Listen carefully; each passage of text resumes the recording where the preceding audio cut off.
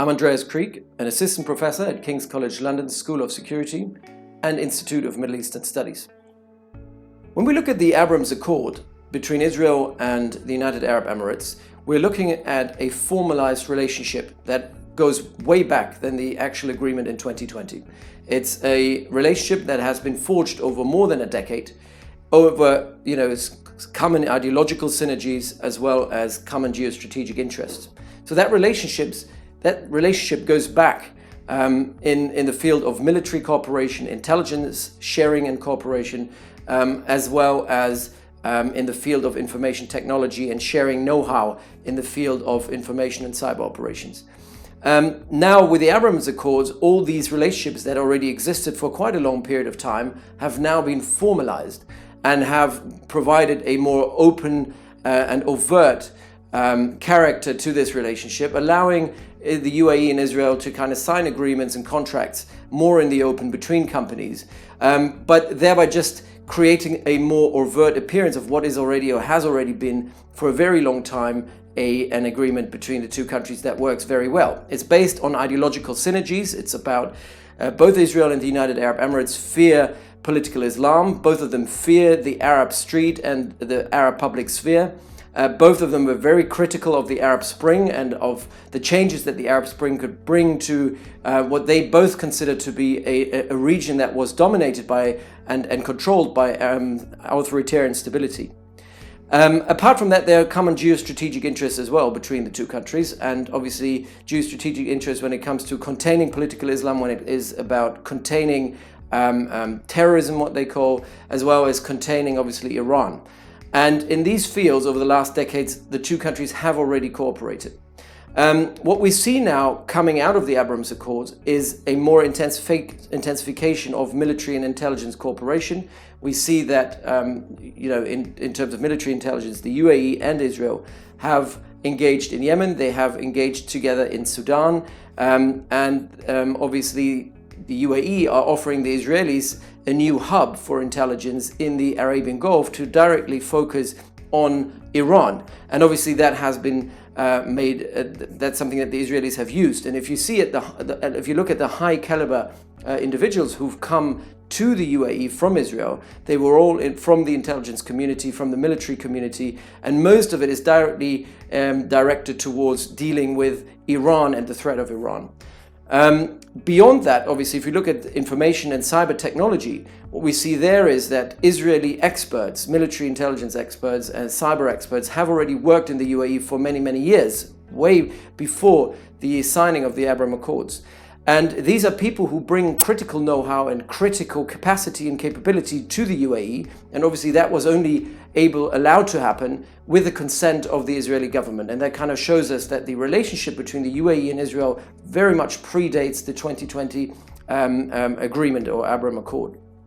And so in that field, we'll see that these agreements in information technology, knowledge sharing and know-how sharing, this will continue. Apart from that, what we see is that in the field of business, there have been a lot of new agreements that have been signed, obviously the field of tourism, but also in the field of health science and obviously cyber, AI and biotechnology. So in all these areas, Israel is a leading country, and the UAE, as the arguably most powerful Arab state today, is looking for ways to even expand its reach and strategic depth across a field and a range of different portfolios and domains, and Israel can very much help with that. And this is what the Abraham Accords can deliver to both the UAE and Israel, because obviously Israel gains access to a region that they were never allowed to be formally represented in. And that is obviously a win-win situation for both. At the moment, the question has become to what extent Saudi Arabia might join the Abraham Accords. And obviously there have been several occasions where the US administration, especially Trump administration, has reached out to the Saudis in trying to come to make them endorse a formal agreement with Israel. So far, this has not happened.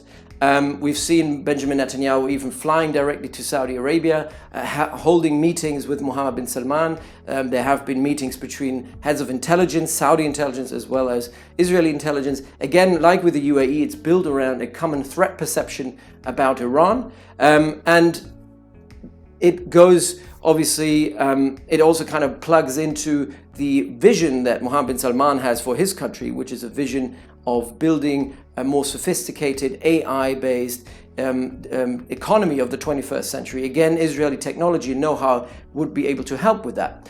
So there is something in it for Saudi Arabia in the long term. However, there is something that holds them back, and that's something that these are obstacles that for the time being will not be easily overcome.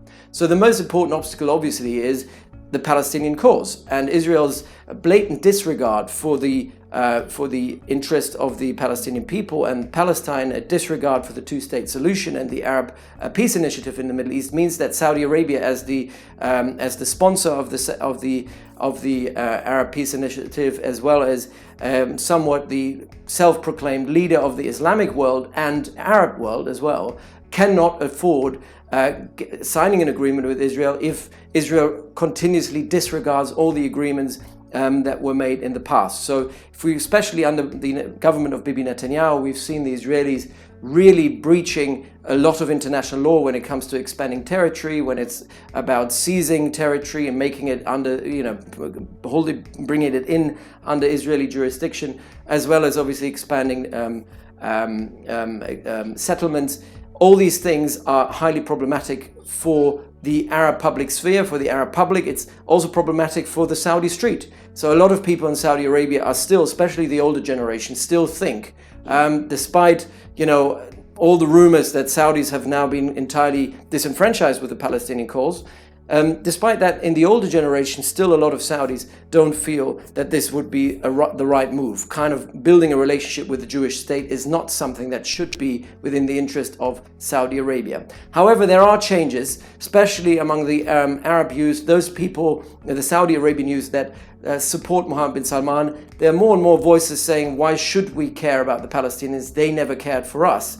And in many ways there is a rethink happening, but that is a gradual process that I think will take time. And unlike the United Arab Emirates, where freedom of thought is entirely controlled, and obviously freedom of speech is entirely controlled, Saudi Arabia still has some sort of remnant of a public sphere. They haven't lived under the same sort of repressive regime for as long as the Emiratis have. So despite the fact that under Mohammed bin Salman a lot of things have changed, there is still a significant pool of mobilization within Saudi Arabia that would be critical of any normalization with Israel. And that is kind of the key obstacle for Saudi Arabia at this point to formalize the relationship. But that is not to say that Saudi Arabia cannot do what the UAE have done for the past decade, basically building relationships under the table and creating synergies that might not be directly overt. Now, the Abraham Accords obviously were a means of the Trump administration to score foreign and security policy victories. There was obviously, especially if you look at the role of Jared Kushner as a special advisor and envoy to the Middle East, and obviously son-in-law of Donald Trump, it was his personal vision for how to create a better Middle East, which is most of the time, for the most part, better for Israel, not really necessarily better for the Arab world. Entirely disregarded the Palestinian cause, obviously, but it was something that was supposed to bring about some sort of victory that benefited Israel as well as benefited the Trump administration at home, especially in evangelical circles. Now, that is obviously why the US government at the time, under Donald Trump, was really behind the Abraham Accords. With Biden coming in, first of all, the new Biden administration doesn't focus as much on the Middle East as the Trump administration did. I think for Joe Biden, East Asia, the Pacific is a lot more important than the Middle East. And we see that in terms of prioritization, even if you look at the new US Secretary of State and his first calls and attempts to reach out to partners, the Middle East didn't feature as prominently as it did under Donald Trump. So that being said, Israel will not feature as prominently in US foreign and security policy as it did under the Trump administration.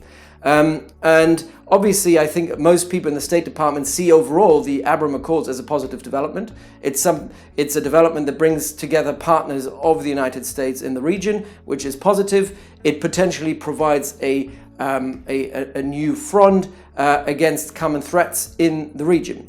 Where they are differing, though, where Biden differs with Trump, is obviously in the perception of Iran as the menace of the region. Here, Joe Biden 180 degrees, disagrees fundamentally with the Trump administration. He sees, obviously, the nuclear problem of Iran as something that needs to be targeted, but he will try to find ways, more diplomatic means as well, using diplomatic means, to actually forge a new agreement, a new JCPOA, a new Iran deal. And the hawkish approach that both the UAE and Israel have taken towards Iran, and much of their activities in terms of cooperating in fields of military intelligence against Iran are not necessarily things that the US administration under Joe Biden will support. And the same goes for Yemen. I think the Biden administration will take an entirely different view on the Yemen war, and will not unilaterally only focus on Iran's role in it through the sponsoring of Houthis, but will also look at the Emirati and Saudi role in it, and will try to find a more comprehensive, more inclusive solution to the conflict. And here again, Israel's synergies with the UAE on fighting and being so predominantly focused on Iran is definitely something that Joe Biden and his administration will not support. So they will not necessarily build on it, but will probably welcome it as overall a positive development for stability in the region.